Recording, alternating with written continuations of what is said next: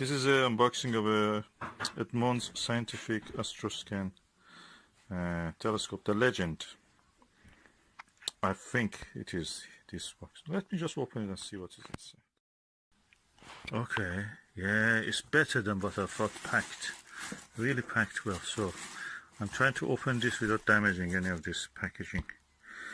And well done, this parcel force has really packed it really well. So I'm going now to open this. I see already a cleaning fabric, and let me do the rest. Okay, it's emerging now from here. Okay, I can see now the whole package can be extracted from here. That's the telescope. I will put it down. I will try to see what is in this compartment. There is a base, I think, there. Let me just remove that. Oh, none of the telescopes I've seen online have this. This is the actual dew shield. And of course this is a fabric cleaner. What is inside here? Okay. I see a astrolabe kind of thing. What is this called? Pole finder. Oh, it helps you to find the North Pole. This book is the Stargazing 2016, a guide. And this is, I think, the eyepiece. Let me just open it.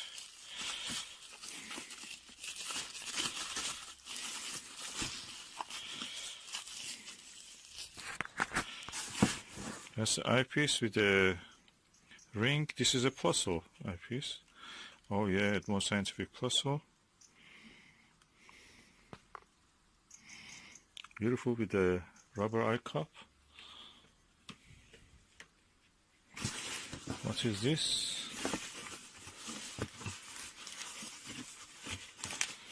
I have to cut. Oh, that's the neck strap for carrying it. Oh, lovely. Good quality. It has all the things that comes with it. And what we have here? Oh, red dot viewfinder. It must be one of the latest ones. It has a red dot viewfinder. Maybe 2000, post 2001. Yeah, it is after 2000. So this is one of the latest, so the mirror must be like new. Okay. I'll put this away. I'll take the telescope on board. Okay, this is the telescope itself. I'm going to unwrap it now. So, and this one layer removed, another layer, which is this one, also removed. There is a third layer here. Let me just remove this one. Okay, this is the third layer. The telescope looks kind of new, trouble-free. I think this red dot finder probably was attached here originally. Yeah, it looks original. There is no damage to the seam, so it must be one of the later ones. It has been saved in a sunny place, so the paint of this part has gone. It's written important. Warning, never look at the sun through your telescope. Telescope. Concentrated sunlight can blind you in seconds. Yeah, thank you for this warning. And let me just remove the whole thing from inside and see how it is. Okay, that's a beautiful telescope. It's coming out. And now I will remove the whole wrapping and put them somewhere safe. Now I have the stand. This is one of the cleanest I've seen of the Edmund Scientific models. Okay, this is the Edmund Scientific telescope. It's really elegant, smooth movement, even at this level, horizontal level, it stays there. So let me remove these tapes and try to look through the important part, which is the mirror.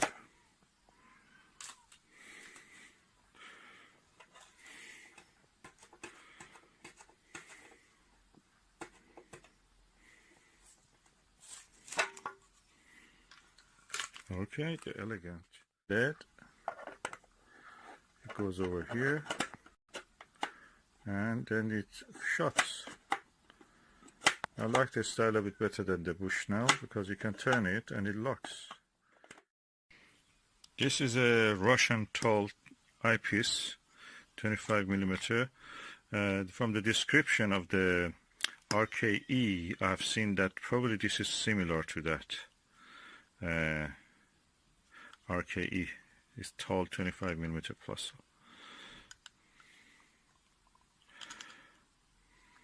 Okay, look at it. Now I'm going to put it on the telescope focus holder. Eyepiece holder, I should say. Okay, I'm excited. Okay, this is the focuser. Okay, fits there. That's great. I'm going to remove this cap. Let's look through it to something nearby.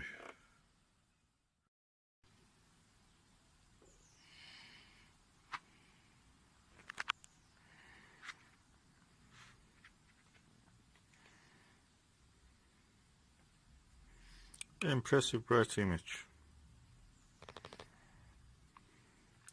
I must say the focusing knob of this is a little bit scary because you feel that it's going to bend any moment. I heard that it's worked by friction, so practically it's just a rubber pressing against another piece of rubber against the cylinder in the focuser.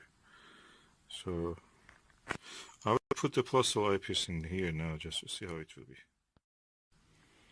This is the Edmund Scientific Plusle, 28 millimeter.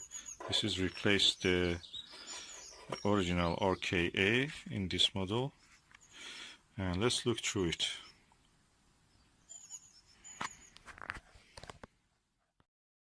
As you can see, because there is no edge on the eyepiece, I put the eye guard, rubber eye guard, and now I'm going to look through it. I must say the image is very bright, but you see the central obstruction. So it's better to be used with a lower power eyepiece, higher power eyepiece, sorry. 20 millimeter, 22 millimeter probably will do well. Let me just see if I can bring one. So this is a Starguide ED 18 millimeter eyepiece, and I'm putting it the eyepiece holder. It takes it, so I'm going to look through this now. Very clean, neat image. Of course, it's upside down, as you can see. And I have to focus. Yeah, easy to focus on it. Yeah, nice. It's stable. And the mount is stable. It's holding the telescope well.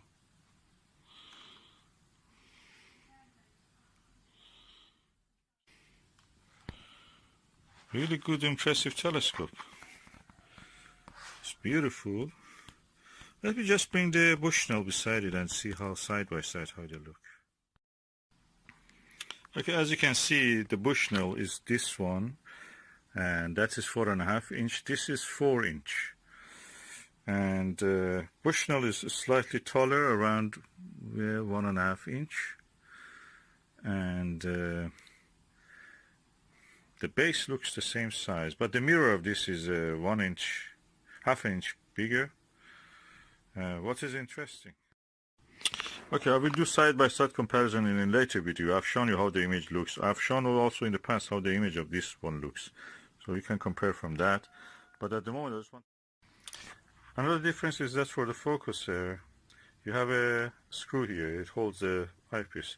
This one, no, doesn't have. So if it may get knocked down. So you must find a way for that. This one takes easily. So another two differences. Now I've attached the red dot finder and I'm going to observe the planet Venus, which is there.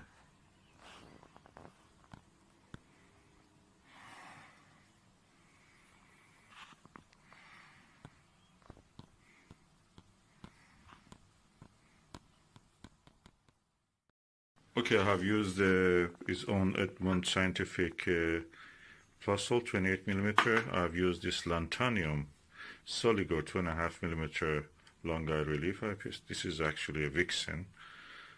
And now I'm using the Olivan zoom lens, and I can say this is really good. I really recommend this.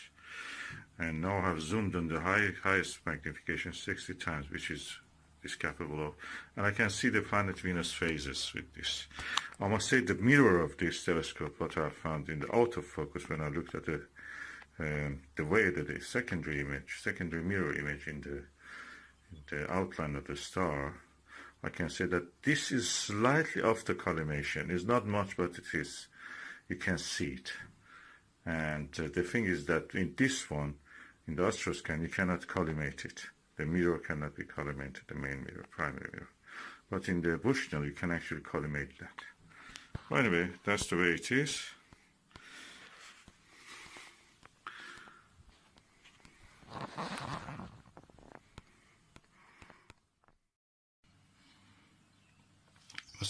I must say, holding the camera against the eyepiece is very easy.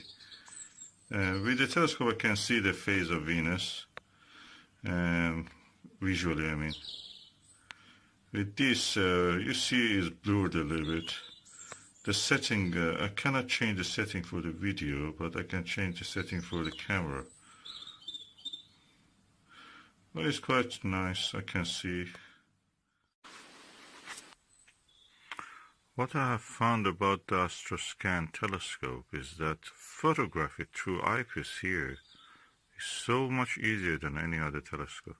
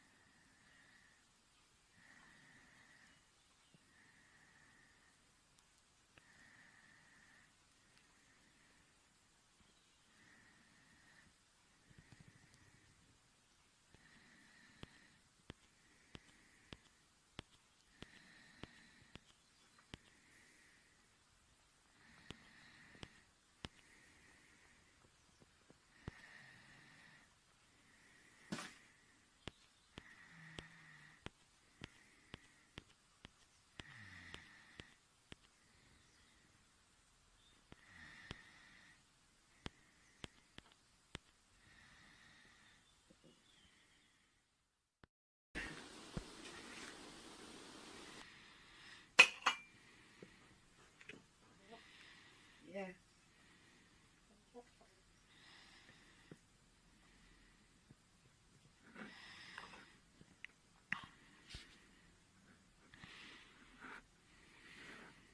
This is a blackbird, the bird which has a beautiful song.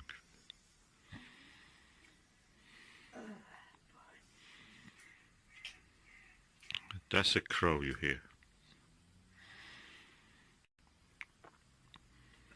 Yeah. I think in many languages it has different names. I think they call it tuka in Caspian Sea region in Persia, Iran.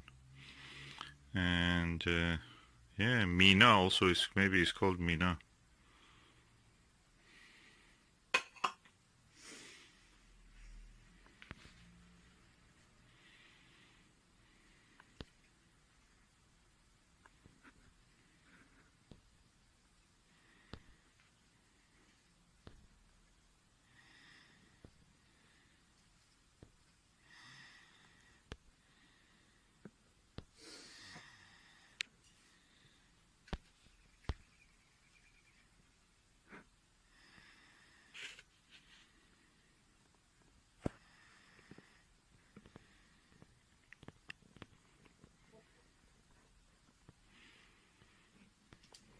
I'm using the Astroscan 2001 with a 28mm Plusl eyepiece of it. She hears the other. Oh, is it she or he, Sue?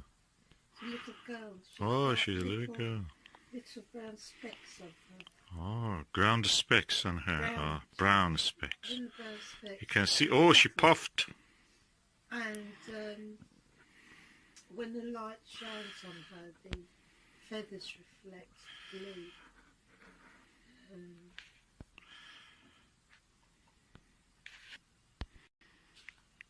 You can see the reflection of the feathers, real pigmentation of them. It's beautiful. You can't appreciate beauty until you of an animal until you've actually seen So we are in the final lockdown. As David Bowie has said, final countdown. But we think this is a final lockdown. This is the end. This is the one.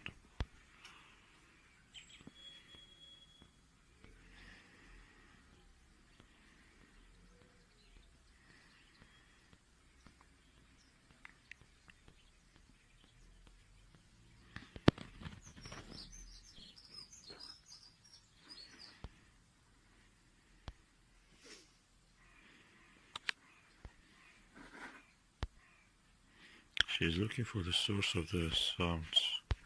where it's coming from. Believe it's another 3 weeks.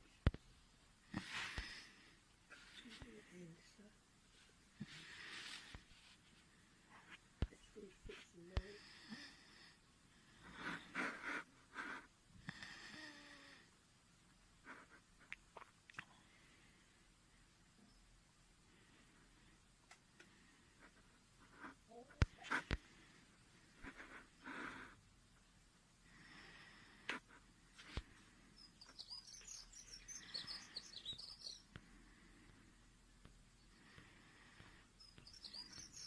Some other singing birds, but when she sings, she has a most beautiful song.